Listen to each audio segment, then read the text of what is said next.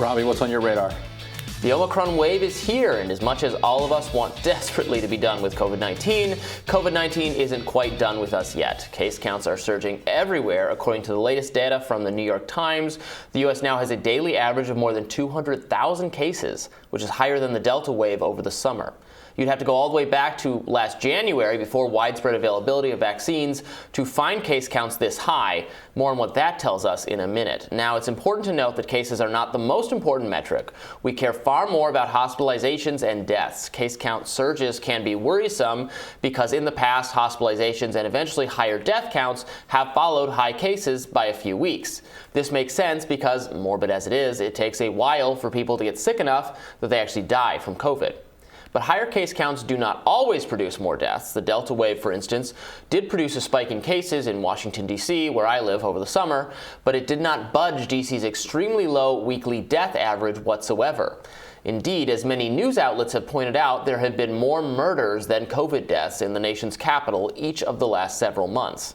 Now, Omicron appears to be at least as transmissible as the Delta strain, if not significantly more transmissible. It also seems milder, according to multiple studies. That's very, very good news. It means that we're getting to the point where for the vast majority of people, including and especially those who got vaccinated, COVID really is no worse than the flu or even just a mild cold. Frankly, that's the best we can hope for. It's clear there's not going to be some total victory over COVID in the near future. Herd immunity is a lie. The vaccines are not halting or even seriously denting transmission at this point. Every year for the next 5, maybe 10, thousands and thousands of people will get COVID. We cannot afford to respond to this fact with lockdowns, mandates, and school closures. I don't want to hear anyone say, now is not the time to X, where X is easing up on restrictions. For the public health bureaucrats that now rule our lives, it will never be the time to do X. We will be taking 2 weeks to flatten the curve for the rest of the 21st century. If Omicron has any effect on public policy, it should be this. Omicron has made it abundantly clear that it doesn't matter how militantly you mask up, you can and will get COVID. Doesn't matter if you practice social distancing and wash your hands and avoid eating out, you can and will get COVID. Doesn't matter if you go full Karen and bark at random people on the subway that are standing too close to you, or remind that 3-year-old seated next to you on a plane that they really need to cover their nose with that mask, you can and will get COVID. The virus is not a moral failing. The sinners and the righteous will get it in equal measure. I don't know how your holidays went, but mine were full of hastily rescheduled and or canceled plans due to various family members, some quite close to me, colleagues and friends succumbing to Omicron. Virtually everybody I know who caught it this time around was vaccinated, if not boosted, and had a mild bout with the illness. Some of those people were super cautious and reluctant to attend social gatherings. Others have been partying like it's 2019. Guess what? Doesn't matter. This variant is so transmissible that you can't good person yourself out of getting it. Indeed, some of the deluded COVID zero zealots are realizing that. Here's CNN's Leanna Wen, a militant supporter of COVID restrictions who thinks the unvaccinated should essentially be prevented from traveling at all, admitting that the cloth masks are frankly a joke. Wearing a 3-ply surgical mask, don't wear a cloth mask. Cloth masks are little more than facial decorations. There's no place for them in light of Omicron. And so wear a high-quality mask, at least a 3-ply surgical mask. And if you're going to be visiting elderly relatives or immunocompromised people after, wait 3 days, get tested, and then see those vulnerable people. She's right. Now, Wen's solution is to force everyone to wear even more elaborate masks at all times, which is insane. Enough is enough. All you can do is get vaccinated and urge others to do the same, not because the vaccine protects against infection, we all know it doesn't, but because the vaccine means you'll have a milder case than you would have otherwise. Ironically, one of the public figures who really seems to get it right now is someone I'm not exactly accustomed to praising, former President Donald Trump. Here he is promoting voluntary vaccination on Candace Owens' show. Now we went from this is a good thing and people should have this option to military men, you're going to have to resign because you're not getting this vaccine. Where do you stand on that? Well, I stand on, forget about the mandates, that people have to have their freedom. But at the same time, the vaccine is one of the greatest achievements of mankind. We would have had a 1917, remember the Spanish flu, killed perhaps 100 million people. Actually, it ended the First World War because the soldiers were so. A lot of people don't know that. The soldiers got so sick. It was a terrible thing. There were no vaccines. There was no anything. I came up with a vaccine, with 3 vaccines. All are very, very good. Came up with 3 of them in less than 9 months. It was supposed to take 5 to 12 years.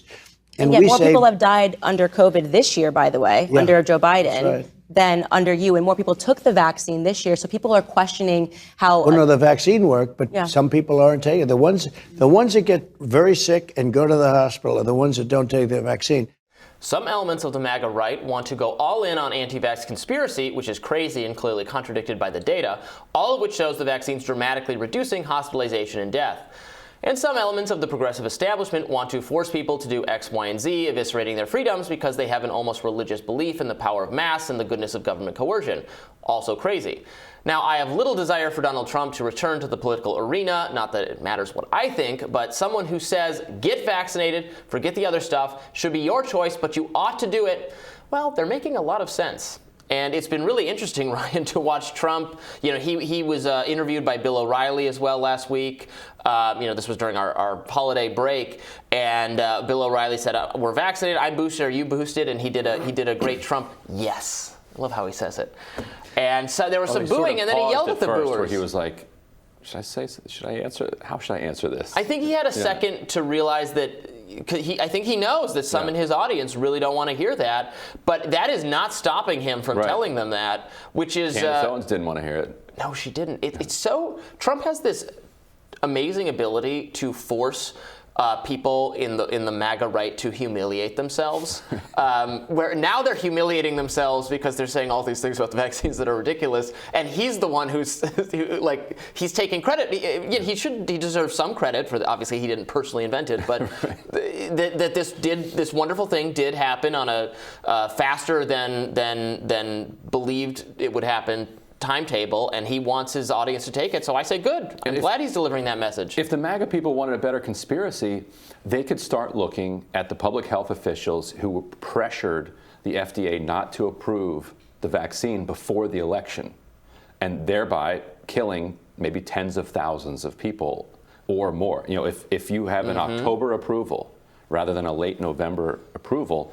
and you take a chunk of those December, January deaths and remove them, or bring them back to what they were before, that's tens of thousands of lives. Like, there's a conspiracy for you. Yes. But they can't go there because they're like, well, it doesn't work anyway. Well, and I'm seeing some people, and again, what I loosely term like the MAGA right, people who I'm accustomed to seeing regularly tweeting about how we're about to have a second civil war, how, the left is, so the left must be fought in the streets, we must wear their skulls on our heads, that kind of level of rhetoric. And saying that, well, maybe I would have gotten the vaccine, but because liberals want me to get it, I'm not going to get it. And I'm thinking, well, maybe that was the trick. You think they want you to get sick and die. You've said that before. So now you're not going to take the thing that stops you from getting sick and dying. Playing right into their hands. That you're playing right into their hands. You're doing worse than cutting off your nose. Yes. Yes, you're ending your life to spite your face. Yeah, so it should be own the libs. Live so you can vote Trump back into office. But you have to be alive to do it. Yes, so you have to take your vaccine. Then we will be owned. I would quibble with the claim, though, that you will get COVID. You might. You might. Because this is it's all a game of numbers. Yeah. And so, if you take no precautions, do everything, everywhere, then you will get it. If you take all of the right precautions, you still might get it, but I do think you're less likely to get it. And I do think there's a world, we don't know how the future is going to unfold. All of this is contingent, it depends on the variants, et cetera. There could be a world where this does peter out in 2022. And if you have made it to that period without getting it, maybe it doesn't come back. Yeah, I think you're going to get it in 2023. That's what's going to happen. I might get it this week. Yeah, we'll see. Well, we're trying to keep you safe, Ryan. Yeah. We're trying to keep you safe. But I was just boosted. So, part of me is like, look, as long as I'm not going to be spreading it to other people, if I'm going to get it, I'd rather get it in close proximity to my booster shot rather than 6 months or a year from now, further down. Because I'm an old man. No. People forget that 40s is old. But you have all these people out there like, I'm healthy. You're not as healthy as you think Ryan you are. is 40 years old, not 800, as some of our viewers have hypothesized. Yes. I have an 800-year-old soul, which will be susceptible to the coronavirus. But look, I'm looking forward to your radar coming up next.